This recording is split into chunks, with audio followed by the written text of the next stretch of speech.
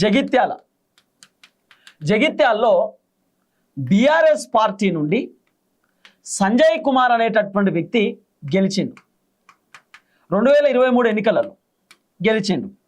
ఆ తర్వాత కాంగ్రెస్ పార్టీ నుండి జీవన్ రెడ్డి పోటీ చేసిండు. ఆ తర్వాత బీజేపీ పార్టీ నుండి శ్రావణి అనేటటువంటి ఒక మహిళ పోటీ చేసింది. అయితే బీజేపీ పక్కన పెట్టండి కాసేపు, ఇప్పుడు బీఆర్ఎస్ కాంగ్రెస్. అయితే ఈ సంజయ్ కుమార్ అనేటటువంటి వ్యక్తి బీఆర్ఎస్లోకి వెళ్ళి పోటీ చేసి ఎమ్మెల్యేగా గెలిచిండు. కాంగ్రెస్ పార్టీ నుండి జీవన్ రెడ్డి ఎమ్మెల్యేగా పోటీ చేసి ఈయన ఓడిపోయిండు.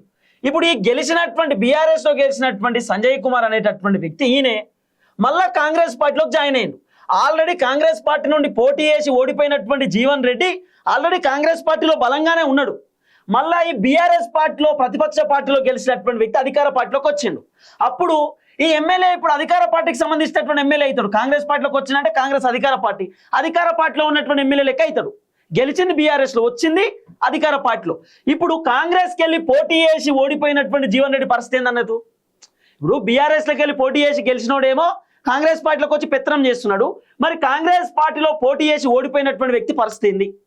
మళ్ళీ రాబోతున్నటువంటి 2028 ఎన్నికలలో మరి బీఆర్ఎస్లోకి వెళ్ళి పోటీ చేసి గెలిచి కాంగ్రెస్ పార్టీలోకి వచ్చినటువంటి సంజయ్ కుమార్కి ఎమ్మెల్యే టికెట్ ఇస్తారా, లేకపోతే జీవన్ రెడ్డి కాంగ్రెస్కి వెళ్ళి పోటీ చేసి ఓడిపోయినటువంటి వ్యక్తికి టికెట్ ఇస్తారా?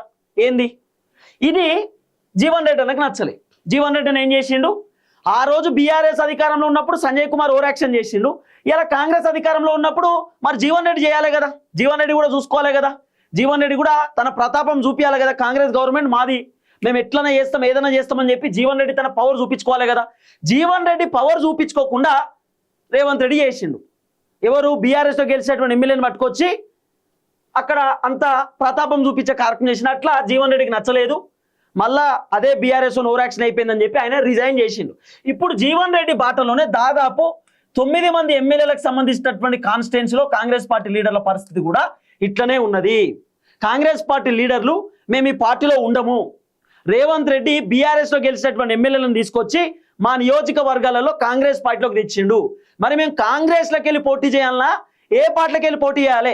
2028లో ఎమ్మెల్యే టికెట్లు మాకిస్తారా? ఒరిజినల్ కాంగ్రెస్ పార్టీలోకి ఇస్తారా, లేకపోతే బీఆర్ఎస్ పార్టీలో గెలిచి కాంగ్రెస్ పార్టీలోకి వచ్చినటువంటి వ్యక్తులకు ఇస్తారా? ఎవరికి ఇస్తారు టికెట్లు అనేది పాపం ఇప్పుడు ఆ లీడర్ల వర్షన్, 9 మంది లీడర్ల వర్షన్, 9 నియోజకవర్గాలలో ఉన్నటువంటి లీడర్లు బాధ ఇదే. రేవంత్ రెడ్డి కావాలనే మమ్మల్ని ఇబ్బంది పెడుతున్నాడు.